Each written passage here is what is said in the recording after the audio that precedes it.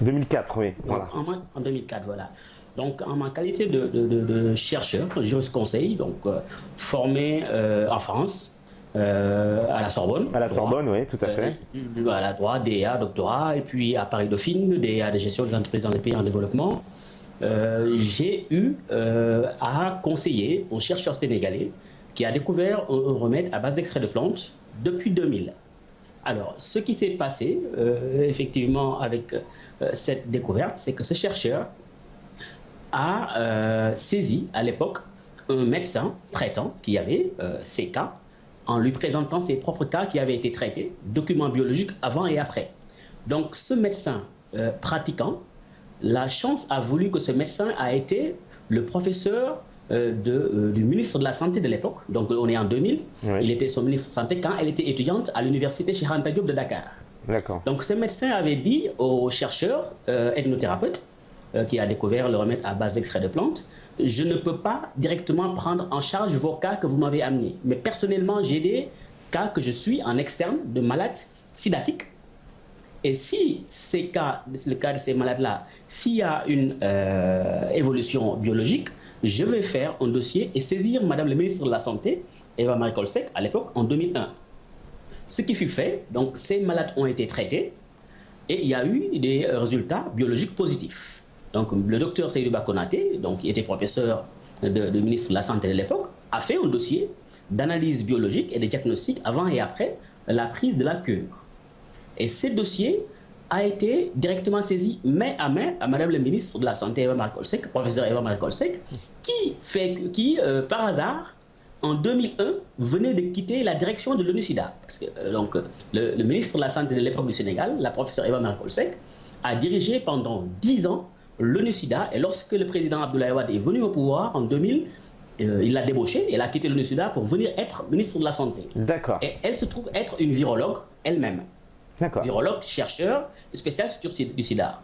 Donc c'est sur la base de ces éléments que le ministère de la Santé a décidé de faire des essais sur les plantes, parce qu'on ne peut pas donner à n'importe qui une plante parce qu'elle tue le VIH et tuer en même temps le porteur du VIH. Donc c'est ce qu'on appelle les études de pharmacognosie. Voir si la plante peut être prise normalement ou non. Ce qui fut fait. Maintenant, moi, quand j'ai pris le dossier en main, en conseillant l'inventeur, je lui avais dit d'attendre. Ça ne sert absolument à rien de faire quelque chose tant que les autorités officielles du Sénégal, parce qu'on parle de santé publique, les autorités officielles ne donnent leur avis pour dire on confirme ou on infirme. En fonction de ça, on verra ce que je dois faire. Donc 2002-2003, c'est là où il a commencé à avoir des choses pas très catholiques, parce que le ministère de la Santé du Sénégal a organisé des essais précliniques d'abord, comme je vous ai dit, en pharmacognosie, Oui. valider le produit, et après le ministère de la Santé du Sénégal a organisé des essais cliniques sur les personnes humaines. Juillet, août, septembre 2002. Et durant ces essais, l'IRD, l'Institut de recherche et de développement, donc l'ex-Orston, l'organisme français, suivait de très près ces malades. Jusque-là, je ne me suis pas fait connaître, j'étais à l'époque en Allemagne, j'ai dit à l'inventeur de ne surtout pas dire qu'il y a quelqu'un. Ils n'ont qu'à continuer à te prendre comme un analphabète, qui ne veut pas dire bête. Parce qu'on peut être alphabétisé dans n'importe quelle langue et avoir un savoir dans n'importe quelle culture ou langue. Donc, en 2002-2003, le ministère de la Santé, après avoir eu des résultats positifs sur ces essais cliniques, voulait organiser des essais sur 150 personnes. C'est à ce moment-là que j'ai dit non, il y a des règles élémentaires de protection. Et c'est à ce moment-là que je me suis fait connaître pour dire maintenant, il doit y avoir des conventions pour signer, au moins protéger les intérêts de l'inventeur éventuellement et que cette affaire ne soit pas faite sous le manteau. Et c'est sur ces négociations-là que je me suis dit, avec toutes les informations que j'ai eues à colléger, ce genre de dossier vaut mieux publier un livre et rendre public. Et c'est là où l'idée d'écrire sur ce dossier m'est venue à l'esprit, et c'est pour ça que je me suis dit que je suis devenu écrivain par nécessité ou par accident. Et j'ai commencé à publier le premier dossier, le sida vaincu, la face cachée de la grande découverte sénégalaise, où j'ai intégré les documents biologiques avant et après des personnes qui ont eu une guérison avec une élimination à 100% du VIH sans ARV. Et ça, on est en 2002, 2003 et 2004. Et là, on est en 2015 d'ailleurs. D'accord. Donc, voilà, c'est un peu la genèse. Mais les autorités sénégalaises, rapidement, lorsqu'on a commencé à parler de contrats ou de conventions, se sont rebuffés. Mais entre-temps, en 2004, tous les ténors de la recherche sur le sida en général, en France, que ce soit le CNRS, que ce soit l'INSERM de Montpellier, que ce soit l'ANRS, tous, l'hôpital Bichat, tous les leaders de recherche français étaient à Dakar pour ce qu'ils ont appelé une alliance France-Sénégal sur le sida. On est en 2004, le livre n'était pas encore publié. Quelques jours après, l'Union européenne est venue avec un programme qu'il a appelé le programme de recherche contre le sida et le paludisme entre l'Union européenne et les pays en développement. Au Sénégal, avec un financement de 383 milliards, donc 600 millions d'euros. Ah, c'est un énorme budget, ça, donc. Ouais. Énorme, énorme. À l'époque, c'est Philippe Busquin qui était le commissaire, à l'époque, qui était venu à Dakar d'ailleurs, lui-même, oui. Philippe Busquin, et qui avait dit qu'il n'y avait pas un programme de santé qui était plus, à cette époque-là, en 2004, qui était plus en chiffres énormes que ce programme de 600 millions d'euros. Maintenant, lorsque j'ai vu l'orientation que ça allait prendre, j'ai fait une conférence de presse en 2004 et annoncé qu'il y a un livre qui doit sortir, Le sida vaincu, la face cachée de la découverte sénégalaise, et que ce livre se remette tous ces défilés qu'ils ont vus avec les scientifiques français qui sont venus au moment où Claude Allègre, à l'époque, je pense, était ministre de la recherche scientifique, et qui avait menacé même d'aller s'exiler aux États-Unis parce que les chercheurs français n'avaient pas de moyens.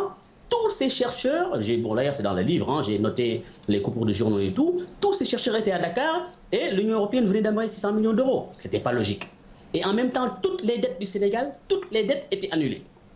Le Sénégal était classé avant-dernier devant le classement des PPTE, pays pauvres très endettés, qui devaient recevoir une annulation partielle de la dette. C'est-à-dire que si on devait annuler des dettes des pays, le Sénégal était avant-dernier juste devant le Honduras.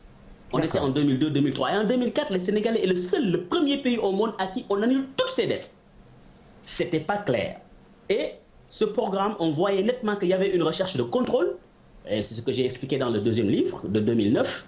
En fait, le président Abdoulaye Wade, contre Idrissa Seck, son ex-premier ministre, tout le monde sait que l'embrouille, c'est des embrouilles de milliards dont personne ne sait d'où ça vient. Mais c'était des embrouilles. Donc on a appelé le pactole de Rebeuss d'ailleurs.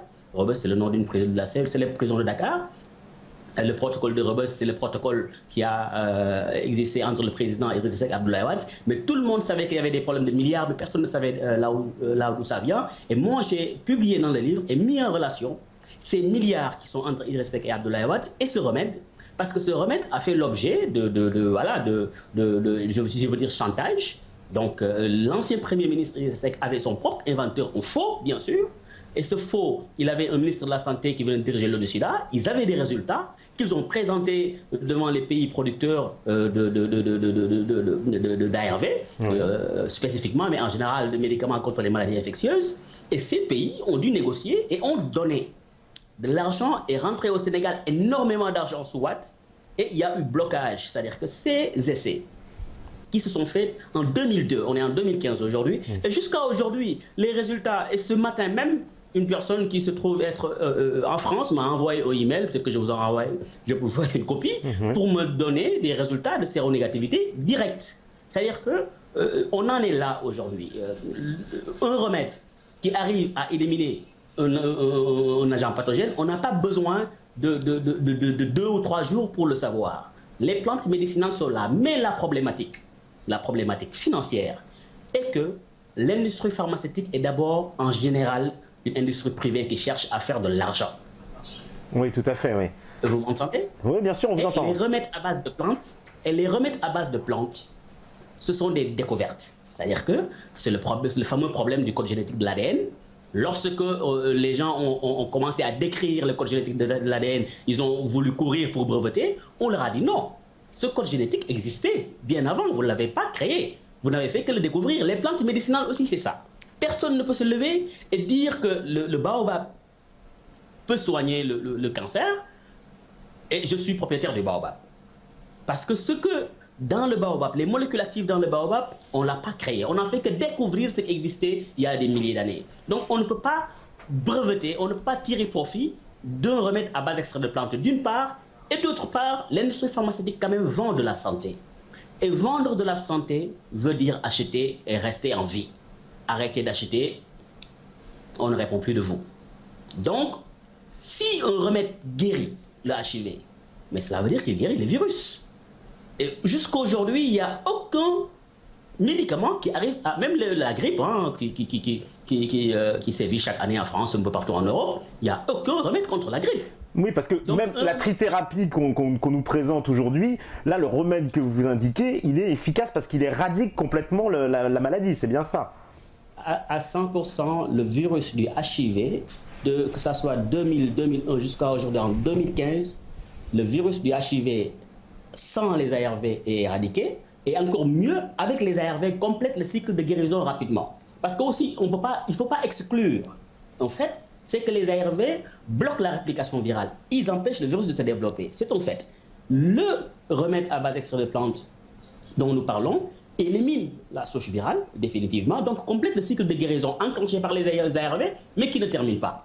Donc des personnes aussi qui prennent des ARV et qui prennent d'ailleurs c'est le cas de la dernière personne dont je parlais ce matin, c'est des personnes qui rapidement ont une charge virale négative avec des CD4 qui grimpent. Maintenant après c'est l'alimentation, tout maintenant une hygiène de vie qui contribue à faire baisser les CD4. Mais ceci est en fait. Et Philippe Douste-Blazy, à l'époque qui était ministre de la Santé, est venu au Sénégal juste après que j'ai signé un accord avec l'Afrique du Sud, parce que lorsque j'ai écrit le livre en 2004, j'ai été reçu par le président Abdoulaye Wade, parce que ça avait fait la une, ça avait un peu bougé à l'époque. Le président Wade m'a reçu sur ce dossier et avait pris un engagement qu'il allait y avoir une exploitation de ce remède avec un noyau qui allait être formé avec les doyens de faculté du Sénégal, tous les doyens de faculté, autour du ministre de la Recherche scientifique, Christian Sénadiata à l'époque, moi-même, l'inventeur qu'il allait créer l'équipe de Dakar. C'est comme ça qu'il avait créé au nom d'une équipe de Dakar. Mais après cette rencontre, j'ai vu qu'il a traîné des pieds, et c'était une usine à gaz en fait, et je me suis rendu vers les Sud-Africains. C'est Thabo Mbeki qui était président à l'époque, et Thabo Mbeki est venu au Sénégal sur ce dossier-là en 2004. Donc si vous avez vos archives, accompagné de Brawali Serote, qui dirigeait le Indigenous Knowledge System of South Africa, c'est l'organisme de recherche en Afrique du Sud qui traite des médicaments traditionnels, qui s'appelle ICSA, Indigenous Knowledge System, c'est Brawali Serote, était venu avec Thabo Mbeki et Frédéric de Klerk.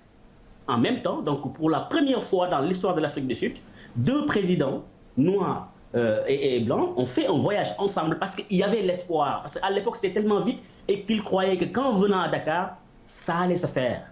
Mais Wade leur a servi une fin de non-recevoir. Il y a eu un accord mixte bilatéral qui a été signé entre le Sénégal et l'Afrique du Sud à l'époque. Cheikh Tidiane Gadio qui était ministre de la Recherche scientifique et le ministre des Affaires étrangères était Dlamini Zouban qui dirige aujourd'hui la Commission de l'Union africaine, qui est venu après la visite de Thabo Mbeki, elle est venue pour signer l'accord. Dlamini Zouban qui est au courant. Maintenant, tout le monde a vu Thabo Mbeki comment est-ce qu'il a été gentiment écarté. Ils n'ont même pas attendu les élections. C'est l'ANC qui a fait un impeachment et Thabo Mbeki a été écarté parce que Thabo Mbeki allait faire ce remède-là. D'accord. Et on n'a même pas attendu les élections avec Thabo Mbeki. Donc c'est en fait. Toujours est-il que l'Afrique du Sud, lorsque Thabo Mbeki a été empêché par l'ANC et remplacé par Zouman, qui est l'ex-mari de Dlamini Zouman, elle-même qui a signé l'accord mixte bilatéral avec Cheikh Tidiane Gadio à l'époque, qui était notre ministre des Affaires étrangères, c'est maintenant tout le problème est un problème de business. Est-ce qu'une plante africaine peut déranger un marché de milliards d'euros? On parle de 400 milliards d'euros par an sur l'industrie pharmaceutique. Et quand un remède élimine un agent viral, vous savez, la plante, la nature, on ne lui dit pas tu fais ça, tu fais pas ça. S'il tue, il tue. Donc s'il tue tous les virus, il tue tous les virus. Alors que le médicament, en général, ce sont des molécules, d'ailleurs, qui viennent des plantes, mais c'est des molécules qu'on identifie dans une plante. Maintenant, la science, comme la science cherche à faciliter la vie, elle ne cherche pas plusieurs molécules, mais chaque fois qu'il identifie une plante qui s'appelle par exemple la saule, qui est la plante, le pavot du mois, qui sert qui à un moment donné sert à fabriquer une certaine drogue, sert aussi de créer des médicaments. L'aspirine vient d'une plante et l'industrie pharmaceutique identifie la molécule active. Il essaie de reconstituer la structure moléculaire de cette molécule active et quand elle arrive à reconstituer de manière synthétique la molécule, elle commercialise maintenant cette molécule sous forme de médicaments. D'accord, en déposant un brevet quoi en fait, c'est ça. Hein. Un brevet, voilà. Donc c'est ça en fait le brevet. Si on ne crée pas, on ne peut pas breveter. Donc comme on ne peut pas créer la nature qu'on a découverte, il faut essayer de voir dans la nature qu'est-ce qui est actif. On prend la molécule, on reprend la structure moléculaire, Je veux dire, si on boit Fanta orange, je ne sais pas si Fanta, vous connaissez une boisson à base d'orange. Oui. La plupart des Fanta orange, ça a la couleur de l'orange, le goût de l'orange, mais c'est tout sauf de l'orange. Oui, c'est clair. Oui. Ce sont des molécules. Ce sont des molécules. Donc, l'industrie pharmaceutique aussi essaie d'identifier dans la plante qu'est-ce qui soigne comme molécule. En général, une molécule, pas plus. Ils reprennent cette molécule de manière synthétique qu'ils vendent. L'aspirine de synthèse ou autre. Mais ce n'est pas parce qu'ils ont fait l'aspirine de synthèse qu'on ne peut pas trouver la molécule naturellement. Mais ça ne les arrange pas d'un point de vue business. Maintenant, le problème, c'est l'être humain, l'homme, la santé. Est-ce qu'on peut mettre le corps humain dans le business? Non, on ne peut pas mettre le corps humain dans le business. Et l'industrie pharmaceutique, avec le cycle de l'Uruguayron de l'OMC, a mis le corps humain à côté de Nike ou Adidas. On vend des médicaments comme on vend Nike ou Adidas, et ce n'est pas normal. Donc aujourd'hui, en Afrique, où il y a des forêts primaires, comme en Amérique latine, oui. Ces forêts primaires, en fait, soignent. Pourquoi ça soigne? Parce que la plante se protège, en fait. Ces molécules qui agissent dans les plantes, ce sont des molécules qui se protègent des virus et des bactéries qui attaquent la plante. Et c'est comme ça que l'être humain les prend et essaie de les réutiliser. Maintenant, tout le problème, c'est cette problématique financière. Est-ce que les États vont laisser de manière indéterminée le privé décider de la vie et de la mort, parce que c'est ça en fait la santé. Si on dit que le sida, on n'arrive pas à trouver un remède depuis 35 ans, c'est ridicule. Et je suis sûr que mes recherches de 2002, 2003 à maintenant m'ont montré que des remèdes, il y en a. On n'est pas les seuls. Peut-être que j'ai eu la chance d'avoir des moyens de publier un livre à l'époque, en 2004, les moyens de me faire entendre au Sénégal, et que le hasard a fait que la ministre de la Santé de l'époque venait de diriger l'ONU-SIDA pendant 10 ans, et qu'on a eu un premier ministre vorace en argent, et qui allait raqueter. Et avec toute cette sauce-là, ça a fait exploser ce que ça explose. Mais aujourd'hui, la problématique qui se pose, c'est les remèdes. Ce qu'on appelle les plantes à impact antiviral existent. Ça, vous allez au CNRS, vous allez à l'IRD, vous allez à l'INSERM de Montpellier, ils connaissent ces plantes. Tous les biologistes savent que des plantes à impact antiviral existent. Mais toute la problématique, c'est le brevet. Est-on susceptible de s'approprier une découverte ou non? Comme ce n'est pas possible, la pharmacie n'a pas intérêt à aller exploiter une plante parce qu'elle ne gagne pas. Mais les États, si aujourd'hui, nos États africains n'ont pas le courage, parce qu'ils ont un remède à base de l'extrait de plantes, de le sortir, qui va le faire? Mais parce qu'ils se plient il y a quoi? On peut parler de corruption à ce moment-là? Ils se plient à la volonté de cette industrie pharmaceutique? C'est quoi exactement? Parce que c'est ça qu'on a du mal à comprendre. Quel est, à part l'intérêt d'être, pardonnez-moi, mais de la corruption, clairement, il y a tout à gagner en bénéfice pour le pays, à la fois en matière de santé publique et certainement même en matière financière. A priori. Mais il faut savoir que si un remède aujourd'hui, concrètement, oui. Si un remède à base d'extrait de plantes sortait du Sénégal, qui appartient à un Sénégalais qui sort de sa bourse natale, du Fouta, sort, qu'est-ce que ça va avoir comme impact sur le secteur économique des pays du Nord, sur la bourse? Quelles sont les entreprises qui risquent de mettre la clé sur la porte? Parce que les médicaments qu'ils vendent, qu'ils produisent, et les rentrées de milliards d'euros qu'ils ont par an, risquent d'être compromises s'ils ne sont pas producteurs. Oui, et en général, quand on remède, c'est assez automatique. Et nos présidents africains, qu'on le veuille ou non, les présidents, que ceux qui se frappent la poitrine, qui disent africanistes ou non, ils ont tous été pistonnés quelque part par de l'argent qui vient de quelque part. Même si on fait un coup d'État, on a été armé, on a été financé quelque part. Les élections aussi, pour avoir un parti politique des moyens, on a été financé. Et les anciennes colonies, en général, la plupart de ces anciennes colonies, excusez-moi, mon téléphone qui sonne, la plupart de ces anciennes colonies, je prends l'exemple du Sénégal, Macky Sall, c'est Bolloré et Orange. C'est Bolloré et Orange qui ont mis la main dans la poche parce que Bolloré a été déguerpi du Sénégal par Wade et fils. Ouais. Et ça, c'est stratégique. Dakar, il ne faut pas perdre le port de Dakar. Orange, parce que Wade et fils avaient mis une taxe qu'ils ont appelée taxe Global Voice, qui devait taxer tous les appels venant de l'étranger et rentrant au Sénégal. Et ça, ils allaient découvrir réellement les montants exacts que Orange, France Télécom en tout cas, gagne sur nos pays.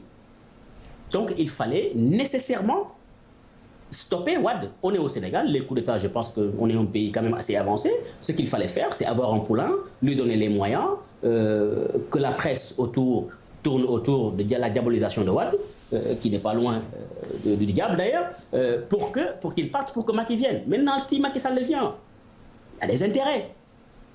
Il faut défendre les intérêts de Bolloré, les intérêts de France, les intérêts et autres. Donc, bon, je donne un exemple de Macky, mais au temps de Wade, c'était un peu ça. Wade a dit concrètement, dans cette affaire-là, nous avons besoin d'argent, nous sommes un pays pauvre, on est surendetté, ce remède vaut des milliards, soit vous nous donnez des milliards, vous allez nos dettes, sinon on sort le remède. Pour résumer. D'accord. En tout cas, pour résumer. Donc, ceux qui dirigent, parce que les Big Pharma, c'est une dizaine de pays. Oui. Et c'est eux qui appartiennent au Club de Paris. D'ailleurs, c'est le Club de Paris qui a annulé toute la dette du Sénégal. Donc, en disant, oui, mais nous, on a un remède qui soigne le sida, c'est l'argent, donc soit nous, on le sort, on cherche l'argent en allant à l'étranger ou autre, ou bien vous ne réglez le problème. Et c'est ça le politique en Afrique, et en général dans tous les pays. Ils ont une vision à court terme, des intérêts souvent personnels qui font de la corruption. Parce que là, ça veut dire que donc, en gros, le président donc Abdoulaye Wade à l'époque a négocié, on va dire cette espèce d'abolition de la dette du Sénégal, donc en disant bon bah voilà, la dette du Sénégal a été annulée. Du Sénégal a été annulée en 2004 par le Club de Paris. Toute la dette, le premier pays au monde alors que deux ans auparavant, donc disons en 2002, la France qui a annulé le plus de dettes avait ce qu'il appelait les C2D, les contrats de désendettement. Ouais. Il avait classé la liste des pays qui devaient recevoir une annulation partielle de la dette et le Sénégal n'en faisait pas partie. Voilà, et d'un coup comme ça, donc on a décidé, hop, le Sénégal... D'accord. C'est-à-dire qu'en 2005 au Sénégal, 2006, le Sénégal était à zéro de dette. C'est que beaucoup d'Africains rêvent. Maintenant, de 2006 à 2012, Wade a surendetté le Sénégal, c'est-à-dire que le Sénégal a fait plus de dettes de 2006 à 2012 que les 40 ans de Senghor et Diouf réunis. Ah d'accord, donc c'est en plus, voilà, c'est-à-dire qu'en plus on a un tout petit espace de temps, il a recontracté de nouvelles dettes en fait, on a éliminé la dette, mais en fait, pour en prendre d'autres. C'est ce qui s'est passé au Sénégal. C'est ce qui s'est passé au Sénégal. C'est pour ça que c'est l'un des seuls pays où on entend des contrats, des sommes faramineuses. C'est ça.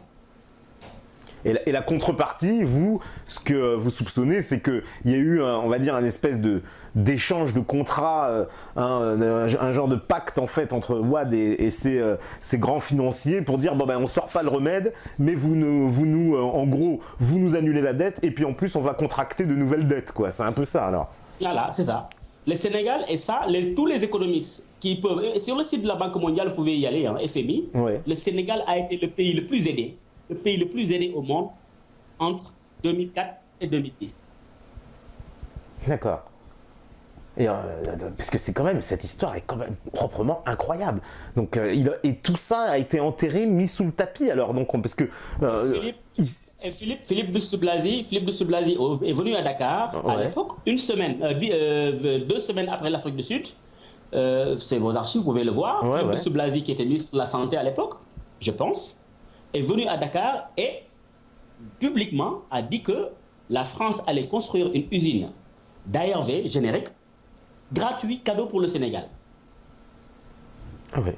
Et ce projet, il a été initié, ça a abouti? Ça n'a pas été fait. En fait, c'était juste pour bloquer l'Afrique du Sud.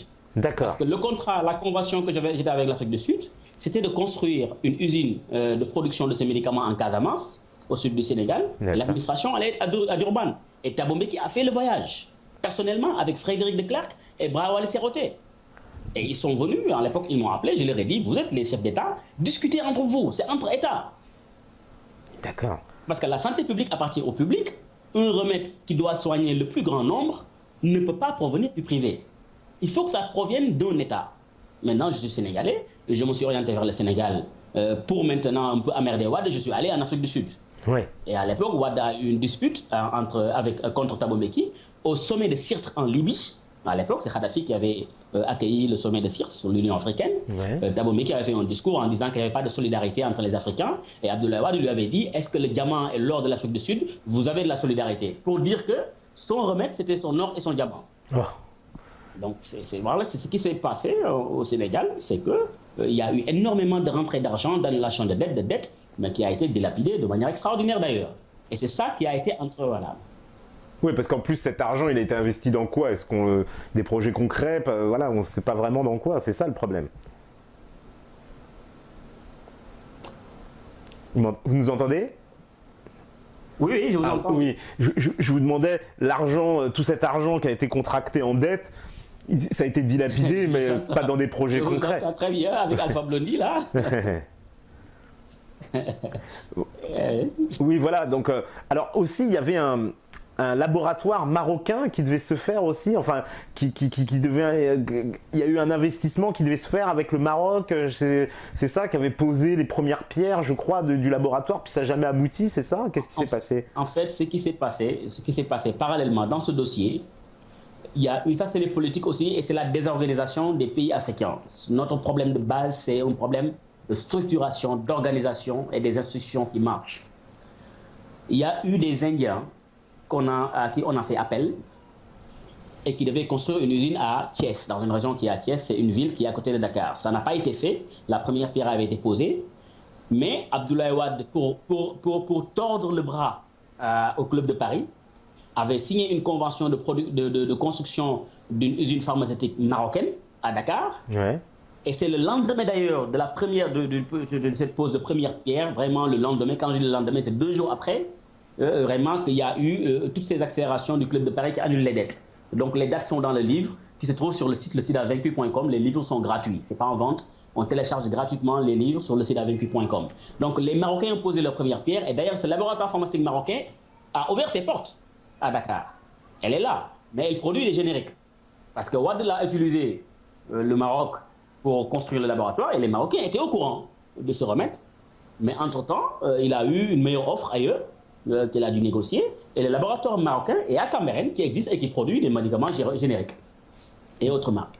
Donc il a utilisé effectivement le Maroc pour faire accélérer le Club de Paris et les bailleurs. D'accord, pour leur mettre la pression en fait, c'était pour exercer une pression sur eux.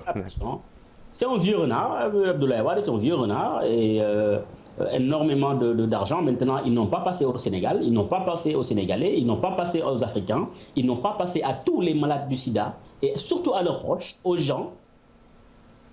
Voilà, voilà.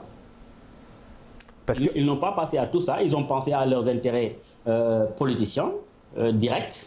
Et moi, j'aurais aimé même en annulant toutes les dettes du Sénégal, que le Sénégal ait un nouveau départ et que ça nous serve. Mais qu'aujourd'hui, le Sénégal a été plus endetté entre 2006 et 2012. Il y a eu plus de dettes que les 40 ans depuis les indépendances. Ah oui. Et on n'a pas vu ces infrastructures-là, on ne les a pas vues, voilà. En tout cas, l'argent, il a bien été, il est bien atterri quelque part, forcément. Ça se perd jamais, on va dire. Voilà. Et qu'est-ce qu'il en est aujourd'hui? Parce qu'aujourd'hui, quoi, tout a été enterré, on n'en parle plus. Bon, heureusement qu'il y a votre voix qui, j'ai envie de dire, qui s'élève, mais qu'est-ce qui se passe au Sénégal sur cette affaire? Personne n'a le nouveau président, donc Macky Sall, lui, il n'a jamais, on va dire, réactivé ce dossier. En Wolof. Pardon? Vous nous entendez? Il y a eu une coupure là? Je vous entends. Voilà, oui, je vous demandais, est-ce que le nouveau président actuel, lui, voilà, qu'est-ce qui se passe? De chanteur, chanter 7 Seconds de Youssou N'Dour avec Néné Chéri. D'accord, bah non, c'est pas chez nous, alors ça doit être chez vous, parce que nous, il n'y a pas de chanteur. Alors c'est peut-être la régie, je sais pas, non, non, en tout cas, c'est pas chez nous. Une régie très gay. Non, ah non, moi j'entends rien, j'entends pas de... Non. Je vous demandais, alors, à l'heure actuelle, la situation aujourd'hui, personne dans le gouvernement Macky Sall n'a souhaité réactiver ce dossier. C'est quoi? C'est enterré définitivement? Ça va pas ressortir?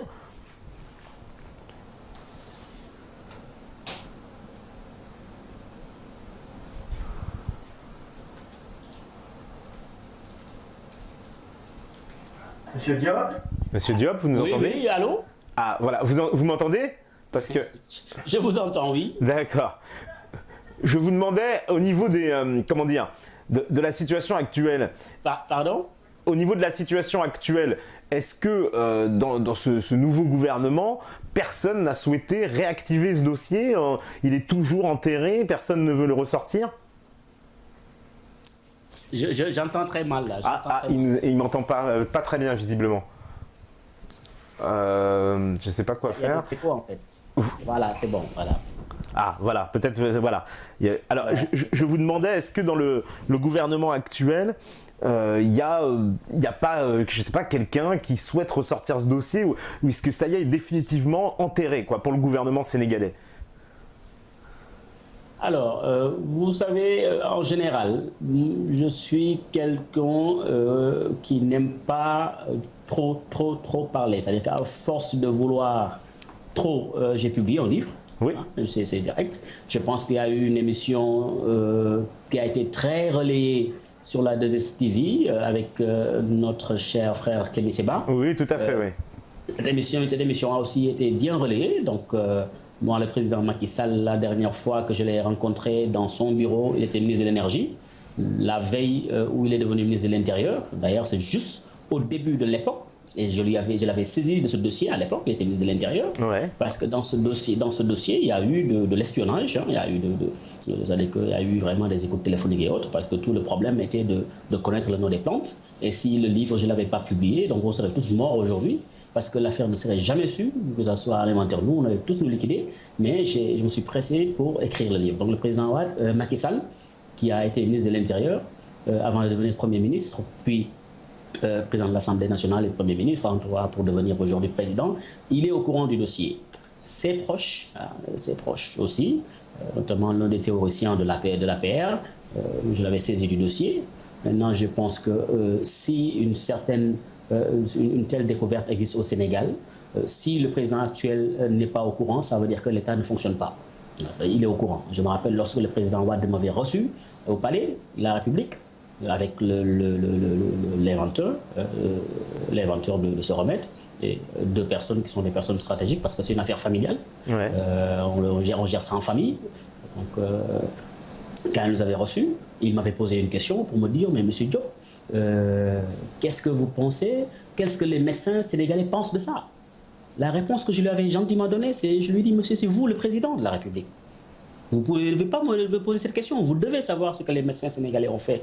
Et à l'époque, il avait attaqué le directeur indirectement, le directeur du CNLS, c'était le Conseil national de lutte contre le sida. En fait, voilà, au Sénégal aujourd'hui, en Afrique en général, ce sont les premières dames.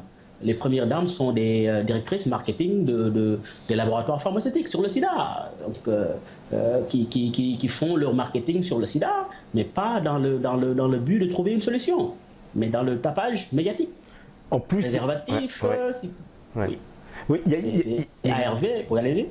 Il y a une espèce en plus quand même de questions qui me taraudent parce que les remèdes développés, on sait, par ces laboratoires sont extrêmement onéreux, très chers. Donc essentiellement, on sait que ce sont justement les pays du Nord qui peuvent les acquérir, alors que précisément les pays du Sud ont beaucoup de mal à acquérir ces remèdes puisqu'ils sont très chers. Donc il y a une espèce de paradoxe total des autorités quand même là sur cette affaire. C'est-à-dire la santé publique, elle a été enterrée au profit donc des intérêts de l'industrie pharmaceutique. Pharmaceutique, voilà, c'est ça. Et comme je l'ai dit, un président est toujours financé. Et nos présidents ont en général un rare courage pour défendre réellement, pas de peur hein, d'ailleurs, de peur de mécontenter l'empire colonial. Ouais. Si ce n'est pas l'empire colonial directement, on sait que les laboratoires pharmaceutiques, voilà, ont le soutien des États. Les Big Pharma ont le soutien de leur État, parce qu'ils font rentrer énormément de sous, donc les États protègent leurs multinationales. Aujourd'hui, on sait que l'industrie pharmaceutique est la première industrie au monde en matière de chiffre d'affaires. Ouais. Il n'y a aucune industrie qui devance l'industrie pharmaceutique. Donc les États qui hébergent ces Big Pharma les protègent. Ils les protègent. Donc ils ne vont pas laisser un tout petit pays africain déranger le marché. Donc ces présidents ont peur. Mais ils ont peur parce qu'ils pensent aux intérêts des multinationales. Mais je pense que lorsqu'on est président d'un pays, et ça, Wade a raté. Abdoulaye Wade a raté l'histoire. Et c'est dommage pour lui. Il a raté l'histoire. Parce qu'il y a certaines choses quand ça passe, c'est fini. Ce que l'histoire retiendra, j'ai publié, j'ai écrit 2 livres que j'ai financés de ma propre poche, et ces livres resteront 100 ans ou 200 ans. Parce que le remède contre le sida existera, ne vous en faites pas. C'est juste parce que dans quelques années, je suis convaincu, Patrick, que ce remède un jour sera connu, et tout le monde saura que c'est l'arbre A, B, C, D, et c'est comme ça, et tout le monde saura. En fait, ce n'est pas un médicament qui va exister, je ne pense pas. Parce que le médicament, d'ailleurs ça, je me rappelle, c'est un prêtre que j'avais rencontré à la cathédrale de Dakar. Je ne me rappelle plus qui m'avait dit, Monsieur Diop, le seul conseil que je vous donne, n'essayez jamais d'intégrer l'industrie pharmaceutique en tant que telle et de déformer la nature du remède tel que ce remède est descendu. C'est une plante, c'est une tisane liquide, donnez ça aux gens comme ça. N'essayez pas de vouloir faire des médicaments parce que ça risque toujours d'atténuer. Et il avait raison, parce que quand j'ai poursuivi mes recherches, vous savez, c'est une molécule dans une plante, ou 2, ou 3, ou 4, ou une combinaison de milliards de molécules, parce qu'un mélange de 2 plantes peut avoir 1 milliard de molécules. Mais l'ordinateur dans lequel on a inséré une base de données de molécules qui ont déjà été connues, dont la structure a été connue. On lui donne une base. Quand on cherche des molécules, l'ordinateur ne peut pas donner le nom de molécules qui n'ont pas été connues. C'est-à-dire, il y a des molécules, toute la science ne connaît pas toutes les molécules des plantes. Non seulement, il y a moins de 15% des plantes supérieures qui ont été criblées à ce jour. 85% des plantes supérieures n'ont jamais été criblées. Moins de 15% des plantes supérieures ont été criblées. Et si c'est une combinaison de 4 plantes, je prends le cas de notre cure, combien de molécules dans chaque plante interagissent avec les autres? Déjà, l'ordinateur réfléchit en binaire, 0 et 1. Et avec ce binaire, on fait... Qu'est-ce qu'on fait pas avec l'ordinateur? Imaginez-vous s'il y a une combinaison de milliards. La science ne pourra jamais reprendre ça de manière synthétique. Et si c'est le cas, il n'y aura jamais de médicaments extraits, sauf si on prend la tisane qui est une tisane qu'on prend, qu'on fait comme son thé d'ailleurs, et qu'on boit, simple, c'est pas compliqué. Donc je suis sûr que d'ici peu, il y aura ce remède qui sera connu. Maintenant, pour que ça soit connu, il y a des préalables. Et ces préalables-là, ça va venir. Surtout que l'Afrique en a particulièrement besoin, puisque le sida... Besoin. Ouais. Voilà, besoin. Et ça, c'est le rôle. Et on le dit souvent. Les gens me disent, oui, vous avez le nom des trucs, pourquoi ne pas le donner gratuitement? Je dis non, c'est pas comme ça. La santé publique appartient au public. Je ne suis pas le chef de l'État. Lorsque je suis sorti, ma première sortie télévisée, c'était en 2005, en direct. Je me rappelle, le directeur de la chaîne de télévision avait envoyé une note au présentateur. La caméra, vous ne pouvez pas voir. Mais pour lui dire, mais mon gars là, voilà ce qu'il dit là, il faut faire attention avec lui de ne pas citer le président de la République. Je dis, on le cite parce qu'il est impliqué dedans. Le problème, ce sont nos dirigeants qui doivent prendre les responsabilités pour produire pour le plus grand nombre. Un privé ne peut pas produire pour le plus grand nombre. Et c'est une ressource naturelle, parce que les gens oublient que les plantes médicinales, c'est une ressource naturelle comme l'or, comme le pétrole, comme l'uranium, comme le coltan, c'est une ressource naturelle, c'est une ressource qui vient de la nature. Donc il faut organiser le marché pour que les gens aient accès. Et il faut que les Africains savent que le sida, à 80%, est un problème africain. À 80%, c'est quand même un problème africain. Parce que c'est la partie du monde qui est la plus touchée. 80% des malades, mais oui. Donc pourquoi, avec 4 plantes sénégalaises simples, on veut aller chercher des ressources? Parce qu'en fait, le ministre de la Santé à l'époque, lorsqu'elle a été interpellée sur ce dossier, parce qu'elle a été interpellée en 2003 d'ailleurs, si vous avez lu le livre, elle avait dit oui, mais il faut des moyens, il faut faire des recherches pendant des années. Attendez, il ne faut pas déconner non plus. Une plante, parce qu'en général, 80% des plantes issues de l'ethnopharmacologie africaine soignent depuis des siècles. Et ça, c'est la pharmacovigilance. On sait ce que ça fait.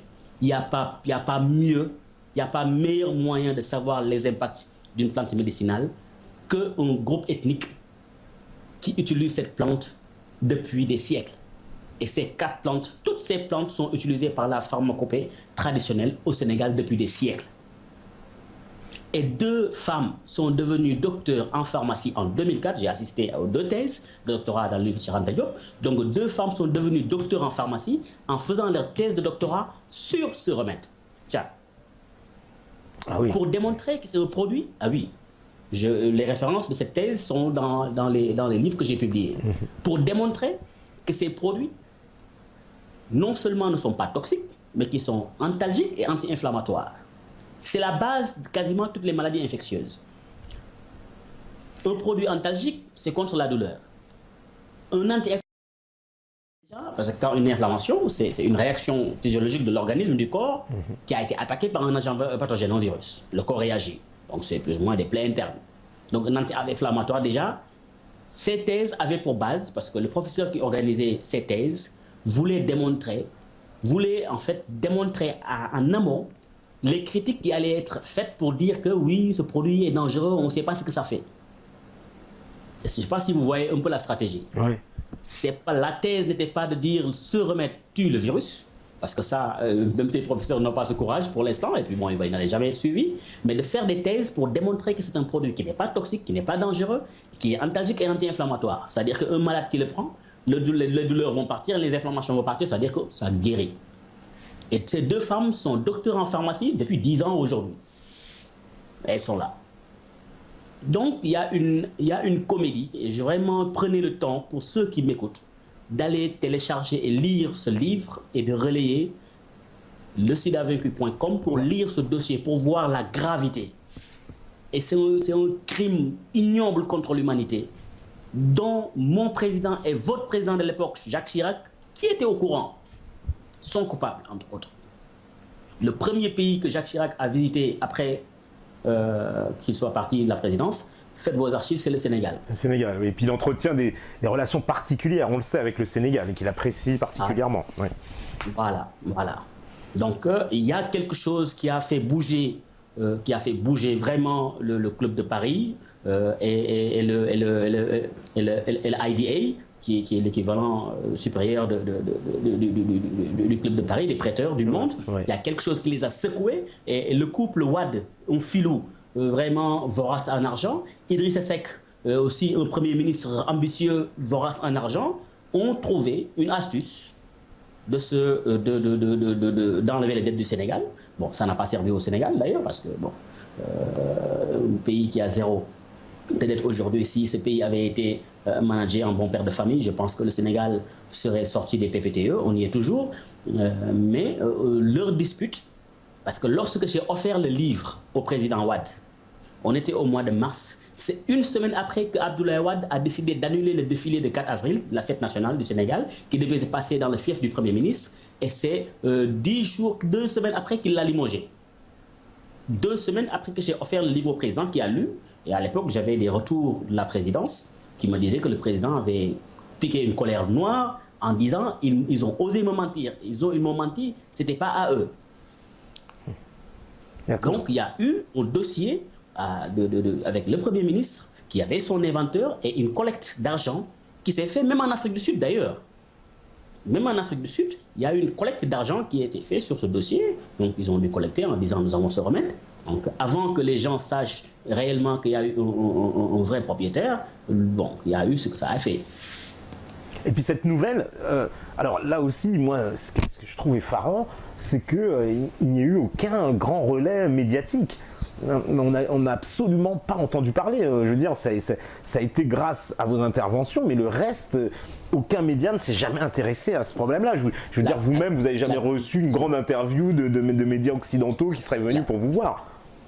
Pourquoi ils vont le faire? C'est quoi les médias occidentaux? Ouais. Comme j'ai l'habitude de dire, quand on suit le chemin de l'argent, on se dirige toujours par un même point. Les médias, c'est du business. Qu'on le veuille ou non. Aujourd'hui, les médias ont des propriétaires et ces propriétaires exploitent une niche médiatique comme on exploite un filon d'or ou autre. Il y a des intérêts qu'ils défendent. Ce que je dis, la communication coûte. Quand je dis la communication coûte, c'est-à-dire qu'il faut avoir des moyens pour communiquer, pour se faire entendre.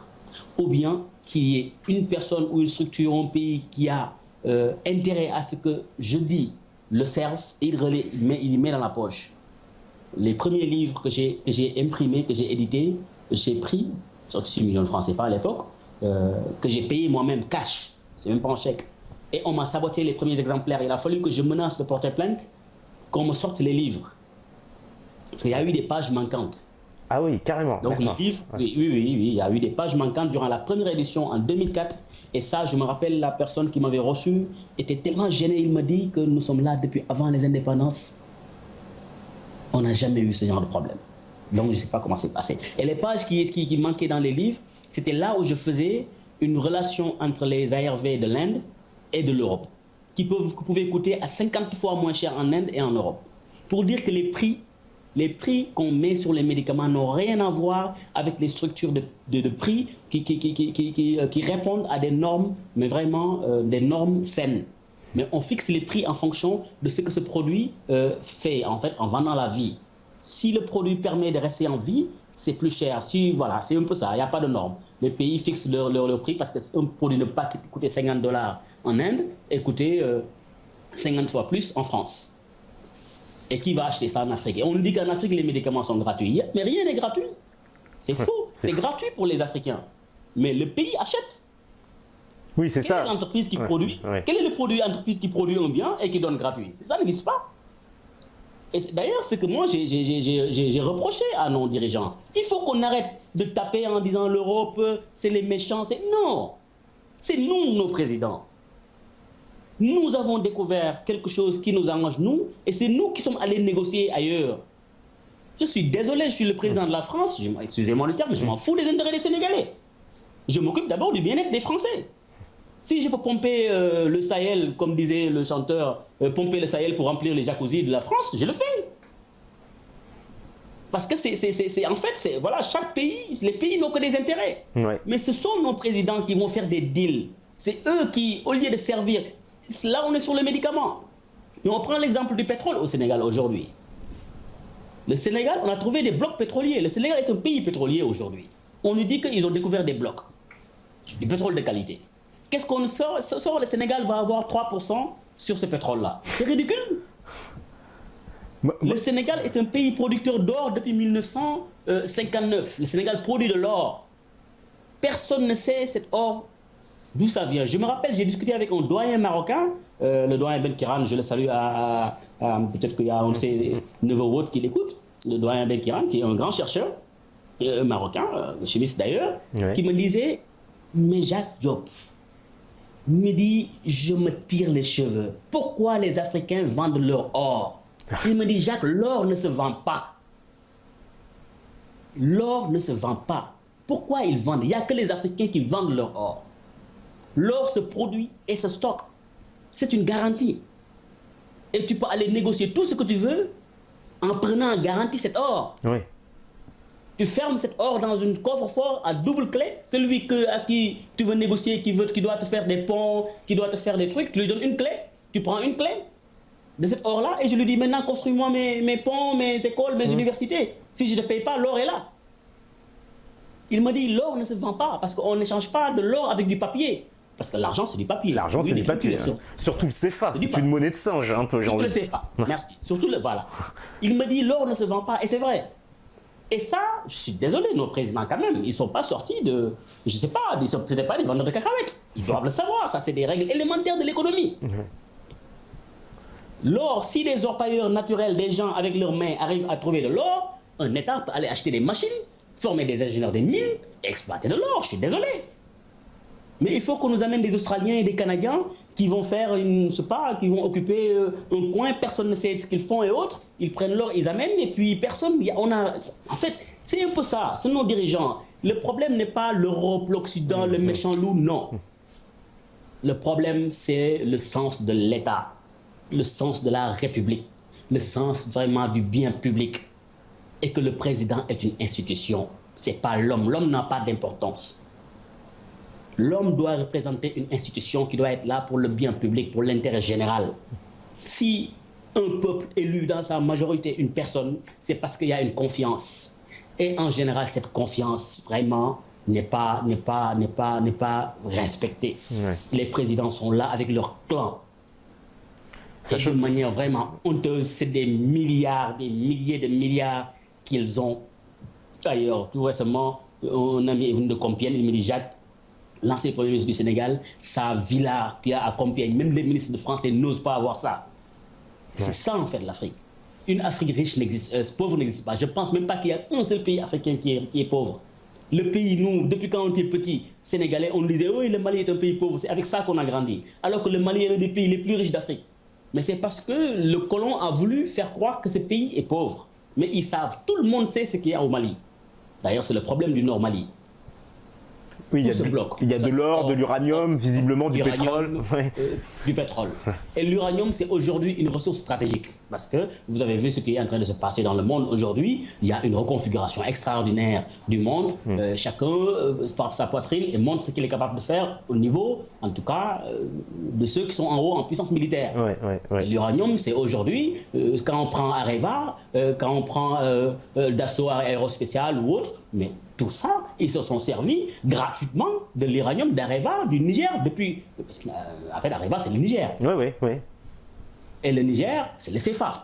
Tout à fait. Et pour caricaturer, c'est pour dire, moi, France, j'imprime le CFA, parce que le CFA est imprimé en France. Oui, tout à fait, à Chamalières. Voilà. Donc, vous, Niger, vous avez ce qu'on appelle l'uranium. OK, moi, je pompe, je prends l'uranium. OK, je vous dois 4-5 milliards CFA. Je note ça dans le compte d'opération, j'écris. Donc, ça, vous l'avez chez moi. Donc, sur l'ordinateur, il y a quelqu'un qui tape, qui dit, oui, réserve Niger, plus 2 milliards, 3 milliards. Mais quand la France prend cet uranium pour revendre ça en Chine, au Japon ou en Allemagne, il reçoit des devises.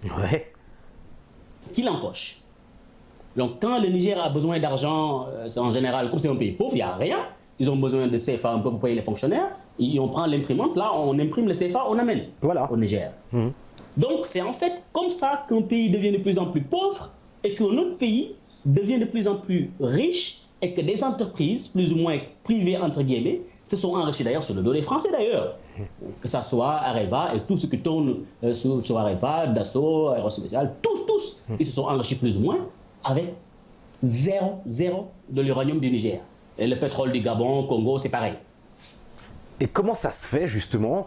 Parce que là, bon, moi, ça me fait plaisir d'entendre votre discours. On avait reçu ici aussi Nicolas Gbou, qui lui aussi se bat contre le CFA. Donc j'ai l'impression qu'il y a quand même un réveil dans la société civile africaine. Mais comment tous ces gouvernements africains acceptent-ils ce marché de dupes qu'est le CFA et se font littéralement piller, puisque c'est un pillage très légal finalement de l'Afrique en livrant gratuitement toutes leurs matières premières, toutes les ressources, toutes les richesses de l'Afrique. En fait, l'Afrique est loin d'être pauvre. En fait, l'Afrique est absolument mal gérée et elle accepte des marchés comme celui du CFA qui est un marché de dupes, quoi, qui est un marché aucun pays. Même moi, ce qui m'a toujours étonné, c'est par exemple voir des pays comme même l'Algérie ou le Maroc qui eux ne sont restés qu'une seule année dans le CFA, ils en sont immédiatement sortis parce qu'ils ont compris tout de suite.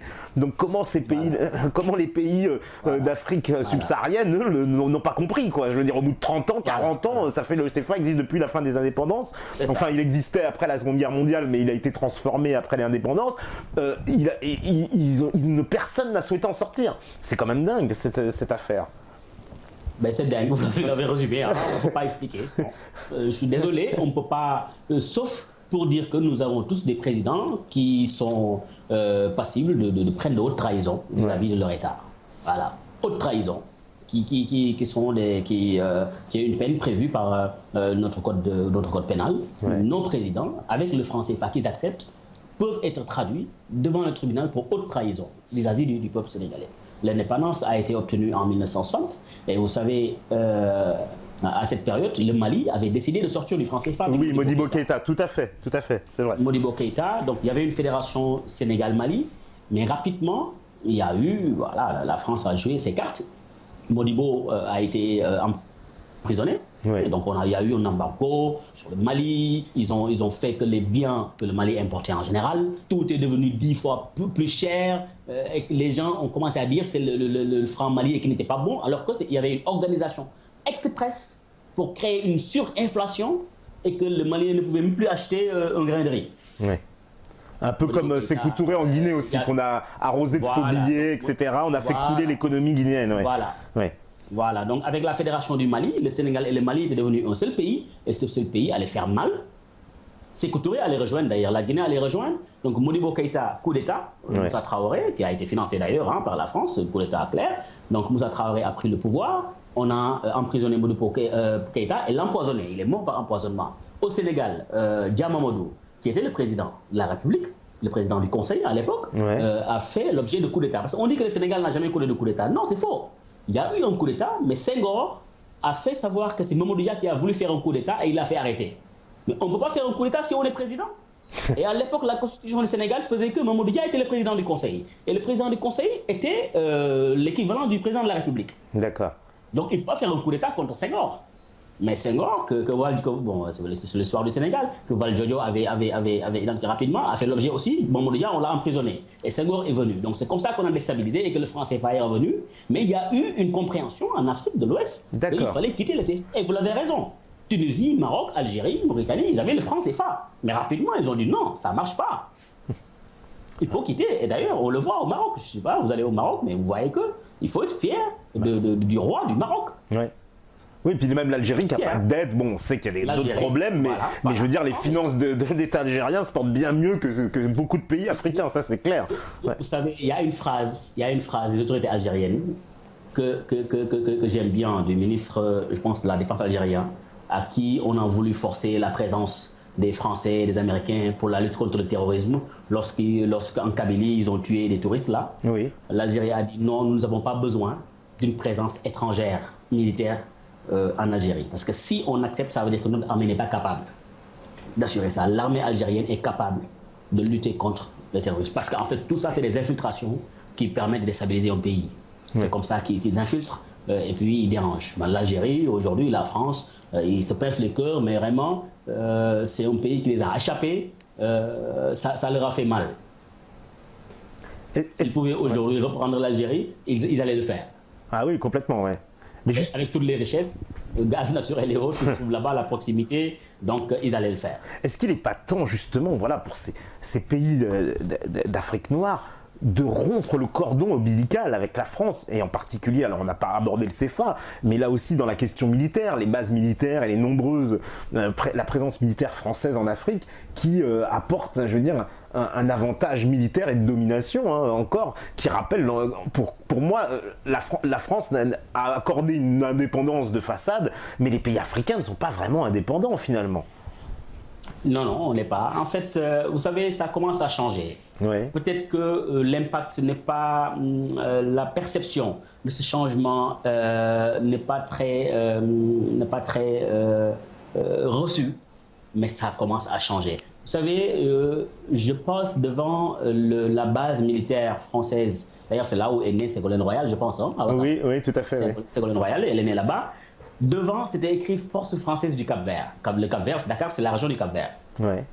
Dakar s'appelle la région du Cap-Vert. Ce n'est pas les îles du Cap-Vert qui se trouvent au large du Sénégal, mais Dakar, c'est la région du Cap-Vert. Donc, Force française du Cap-Vert. Donc, tout récemment, maintenant, c'est écrit élément français au Sénégal. Ah. Élément français. Parce que le nom Force française du Cap-Vert, quand on dit force, ça veut dire, mais cette force-là, c'est contre qui? Pourquoi la France doit avoir une force? Mais vous savez qu'Abdoulaye Wade avait dégagé cette force française du Sénégal. C'est pour ça qu'Abdoulaye Wade, il y a eu une cabale, entre guillemets, donc pour financer Macky, pour que Abdoulaye Wade parte. Mais Abdoulaye Wade avait déjà décidé de faire partir les Français du Sénégal et Gbagbo aussi en Côte d'Ivoire. Gbagbo aussi, bien sûr, en Côte d'Ivoire. On a vu ce qui lui arrive, effectivement. Ça a commencé, maintenant, ils ont tous les deux été renversés. L'un par les urnes et les armes, l'autre par les urnes. Oui, d'accord. Ouais. Tout récemment au Burkina Faso, c'est au secret de Polichinelle, mais on sait que ce coup d'État, c'est Ouattara qui a été installé au pouvoir. D'ailleurs, là, on voit que l'ambassadeur de la Côte d'Ivoire au Burkina vient d'être remercié, donc c'est un peu tendu. On sait que la France, qui avait ses forces et commandos, qui n'a pas réagi durant le putsch, et qu'après l'ambassadeur de la France qui dit oui, j'ai pas voulu serrer la main à Diendéré, oui, il n'a pas serré la main, mais il a envoyé le pleureur de Charlie et Macky Sall aller lui serrer la main. Ouais. Il y a Iboni et Macky. Tout le monde sait que c'est les pays francophones qui ont été dépêchés un peu pour aller plus ou moins rendre crédible ça, mais ça a échoué. La France a échoué au Burkina. Ouais. C'est en fait. Parce que le Burkina aussi, c'était une base arrière du MNLA. L'Azawad que Sarkozy a créé de toutes pièces. Personne n'a entendu dans l'histoire, dans un livre d'histoire, en Afrique, Azawad. Une civilisation, un empire qui s'appelle Azawad. Ouais. Ça, c'est Sarkozy qui voulait avoir une aide en Libye, qui a promis aux Touaregs, aidez-moi à dégager Sarkozy et je vous donne un État. D'ailleurs, c'est un des membres de MLA qui l'avait dit. Parce que ce Nord Mali aussi, c'est comme le Niger. C'est pour sécuriser l'uranium du Niger qui se trouve au Mali. Donc aujourd'hui, le MNLA, les chefs Touaregs du MNLA avaient leur base à Ouagadougou dans les étoiles 5 étoiles. D'ailleurs, l'un des chefs Touaregs du MNLA a été exfiltré par le Gendéré, les commandos de Gendéré, le RSP, qui ont fait le coup d'État au Burkina Faso. D'accord. Donc aujourd'hui, il y a une déstabilisation un peu du projet de l'Empire dans cette zone, parce que le Burkina, ce qu'il voulait faire, n'a pas été fait. Donc ça veut dire qu'au Nord Mali, d'ailleurs vous voyez un peu le gars, le MNLA de la France vient de dire qu'il ne reconnaît pas les accords d'Alger, parce qu'ils savent qu'ils n'ont plus l'avantage qu'ils avaient avec Blaise Compaoré. Donc ce soulèvement des Africains, des présidents, avec le président tchadien qui vient de dire que, parce que pour la première fois un président d'un pays africain a dénoncé ouvertement le franc CFA. Idriss Déby l'a fait. Oui, c'est vrai. Il a dit. Très récemment. Non, il a dit. Ça s'est jamais fait. Et c'est au début. Donc, et on sait que voilà, c'est au début. Moi, je pense que c'est pas facile, hein, parce qu'il faut avoir des dirigeants courageux. Et avoir un dirigeant courageux, c'est un dirigeant qui pense comme Evo Morales, qui a dit que lorsque je suis venu au pouvoir, les multinationales étrangères avaient 42% des richesses. Nous, on avait 18%. Et maintenant, j'ai renversé la tendance. On a 42, les multinationales 18. Ouais. Et je sais qu'ils vont me tuer. Ils vont me tuer comme ils ont tué Hugo Chavez. Oui, ils ont essayé, en plus ils ont tenté un coup d'État en Bolivie qui a échoué, bien sûr. Il l'a dit. Ouais. Il a dit, je sais qu'on va me tuer. Mais ce que je fais pour mon peuple, je le fais. Donc il faut, le jour où les présidents africains décideront d'être prêts à donner leur vie pour leur peuple, et non de tuer le peuple pour rester au pouvoir. Ce jour où il y aura ce président qui dit que ma vie n'a d'importance que si le bien-être du peuple est acquis. Et avoir le bien-être des pays africains, ce n'est pas facile. La richesse est là. Quand on prend le temps de rouler au Mali, de la Côte d'Ivoire jusqu'au Mali, et qu'un jour je roulais en voiture avec un Allemand, je m'appelle un coopérant, qui regarde, qui me dit, mais Diop, c'est quoi ça? Il me dit, tout ça, il n'y a rien, c'est vierge, c'est des terrains, il y a l'eau, il y a la terre, il y a l'eau et il n'y a rien, il n'y a pas d'habitat, il n'y a pas d'exploitation. Est-ce que c'est normal? Donc tout ça, c'est un problème d'organisation et de valorisation de nos dirigeants. Parce qu'on dirige, quand on est dirigeant, c'est parce qu'on doit pouvoir être un leader et permettre au peuple de pouvoir avoir un bien-être.